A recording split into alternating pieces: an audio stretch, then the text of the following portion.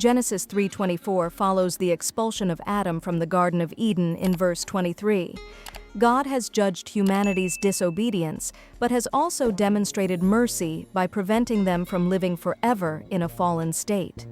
This verse describes how God secures the entrance to Eden to prevent re-entry and access to the tree of life. Verse 24, "So he drove out the man, and he placed at the east of the Garden of Eden cherubims and a flaming sword which turned every way to keep the way of the tree of life." Key phrases: so he drove out the man. He placed at the east of the Garden of Eden cherubims and a flaming sword which turned every way to keep the way of the tree of life.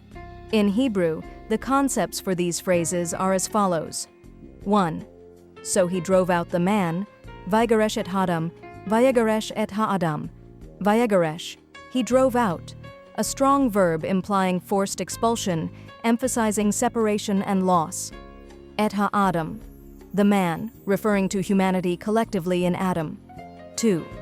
He placed at the east of the Garden of Eden cherubims, vayashem mikedem elgan Eden ayet hakrubim, vayasem mikedem legan Eden et hakaruvim, mikedem, at the east, denoting a specific boundary, et hakaruvim, the cherubim, angelic beings often associated with guarding sacred spaces, Sifet Exodus 25:18-22. 3.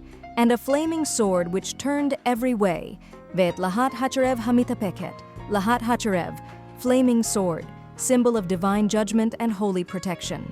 Hamitapeket, which turned every way, indicating constant motion, blocking all access. 4.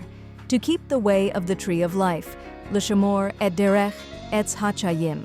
L'shmor, to guard or protect, a priestly or divine responsibility. Derech etz hachayim, the way to the tree of life, not just the tree itself, but the path to it. So he drove out the man. God completes the judgment by removing humanity from Eden, emphasizing the finality of their separation from the paradise of divine presence. This driving out is both judicial and protective. He placed at the east of the Garden of Eden cherubims and a flaming sword. These are symbols of God's holiness and the guarded nature of sacred things. The cherubim, often associated with God's throne, suggest that Eden was a sanctuary. The flaming sword represents divine justice and the impossibility of approaching God on one's own terms. To keep the way of the tree of life, God prevents access to eternal life in a sinful state, pointing toward the future redemption that would be necessary to restore that access. The way is not merely blocked. It is now a path that must be restored through divine means. Genesis 3:24 closes the Eden narrative with solemnity and hope. Humanity is barred from eternal life by disobedience, but the guarded tree of life becomes a symbol of future restoration through God's redemptive plan. It marks the beginning of the human story in a fallen world and the unfolding hope of reconciliation.